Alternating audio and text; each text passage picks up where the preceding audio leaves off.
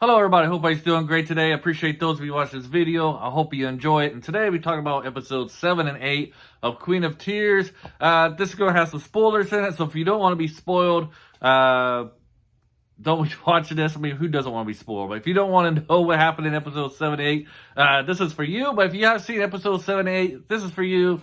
And if you don't mind being spoiled, this is for you as well. Something briefly talk about what happened in episode 7, 8, and where I think this series is going. If you've seen this series, you've been following it, put some comments down below. Interested in seeing what you feel about the series at this point, and where do you think the series is going from here.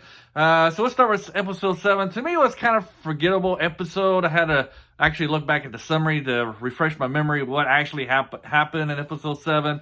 So basically what happened in episode 7, it was kind of like the aftermath of her finding out that her husband wanted to get a divorce from her.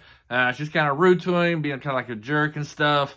But they kind of reconciled a little bit there at the end of the episode. Also, for me, episode 7 was kind of like the beginning of the end. The family that owns the Quinn Corporation, the Quinn business. We see that our villains here were putting the last pieces into place to finish what they have started, to taking away the business from this family. And part of it was trying to get rid of the male lead, Hawu. I don't really like pronouncing the name, so I'll just say male lead, okay, because I really can't pronounce his name very well.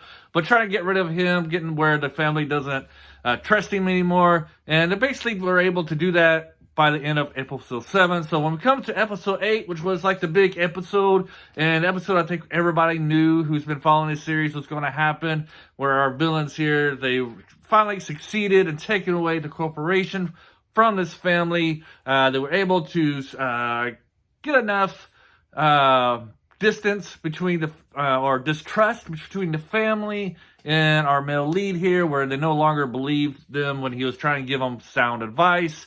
I would say the actual takeover of the business went kind of fast. It was more like a summary, and I think they did that for like time constraints. We didn't really need to see like the whole battle between the stockholders and the family and them trying to get enough votes to keep power and stuff like that.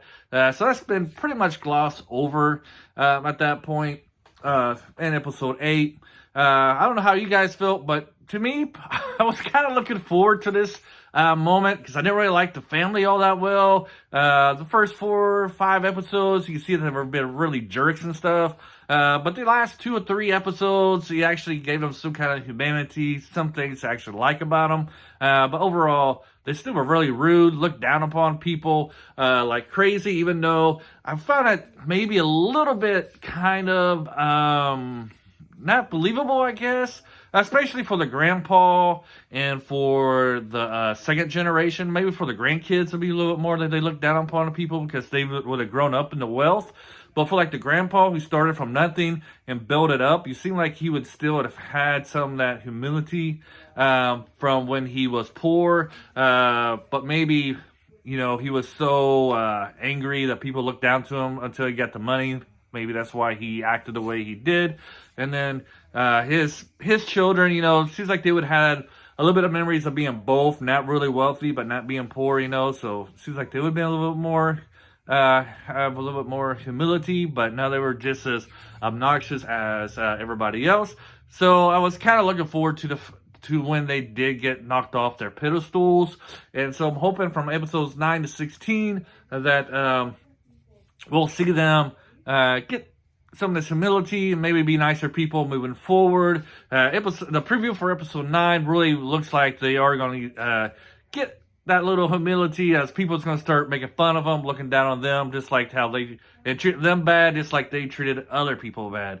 The villains, I think sometimes, when they're writing villains and taking over corporations and stuff, it's kind of wonky, when they write those kind of things. Like, can that really happen? I believe that this one, is believable, because this is like a long-term plan that these people who are trying to take over the corporation, they had like decades of idea of steps to take to be able to take this corporation over. My only problem at this point, and hopefully we get some more flashbacks, is why did they target the Queen's family? Is it just because they were like the wealthiest of South Korea and that's why they target them? Or did they do something to like the mother, the head, the matriarch of the family, and for her that she wanted to get for her to take over the family, for her to get revenge, I guess what I'm trying to say. Because the son, Yoon Soon, I think, or her son, we see that he does like Hyen, and the whole thing about, he's kind of delusional. Like, why would somebody like you after you just completely destroyed your family? And you're like, well, she has to like me now because now she has to count on me to get all her wealth back. It seems like kind of far-fetched. And if she does go back to you, what kind of marriage is that really? She's just going to hate you and be with you just because you have all the money now. She's not really going to love you if she did go with you. But, you know, his mindset's kind of broken there. I guess you could say that he might have had a troubled childhood. Maybe that's why he's thinking the way he thinks. But he's kind of more of a, not love, but possession kind of thing. As we see in episode 9 preview, he's trying to get her, trying to find where she is, trying to see what's really wrong with her. So I guess he does care for her that way, but his infatuation or his love for her is not a healthy love whatsoever. It's very unhealthy whatsoever. So ladies or gentlemen, if you ever get somebody who's kind of the way person, you might want to stay away from them because it's not you won't be forming a healthy relationship. Okay, going that way. And then episode 8, we also see, you know, kind of hoping that they didn't really go through with the divorce, that she didn't really turn in the papers. I hate those kind of shows when they get divorced and they get remarried. I just hope that she was going to, but then once she found out that her husband really loved her, she decided not to turn in the papers so that they're still actually married. 1% chance that this is true, that they're still married, is because after she found out how much her husband loved her, she said she was talking to the waitress saying, you know, my husband wants to stay beside me. I wasn't crying. I was, I wasn't choking up. I was, breathing, whatever. But anyways, she was, now I'm swallowing because getting a little dry mouth. Anyways, she was crying because she was happy that her husband loved her and wanted to stay beside her, and that she wanted really to have a long life because she wants to be with him in that situation. So I'm hoping she didn't ever really turn in the divorce papers. Hopefully going forward now, we can stop with the whole them pretending not to love each other kind of thing that we've seen in the first 8 episodes. Kind of wish they just, hopefully from 9 to 16, they kind of drop that part of the story, and that they can really come together, because I really want to see this show be like about this power couple, about the husband and wife being a power couple and taking on their enemies and these obstacles and working together, either him doing it through the legal way and her working with other rich people to able to get the whatever financing they need to be able to take this corporation over. I really hope episodes 9 to 16 it goes into that direction. That's what I want to see. If you've ever seen the story of Mulan, it's a great Chinese historic drama about a power couple. You have to watch it. That's the kind of story I kind of want of these marriage couples going head to head. I'm not going head to head, but forming a bond together, forming this team, and taking back what they've lost. I kind of wish that really there's more shows like that, because every time you get a marriage couple, they're always arguing and fighting and wanting to get divorced. It'd be nice if we just have a show where it's just a marriage couple working together and having trials, conquering their enemies type of thing. That would be great. Another thing is, I'm going to go with another dislike I don't like. I don't like the fact that they're giving her a terminal illness.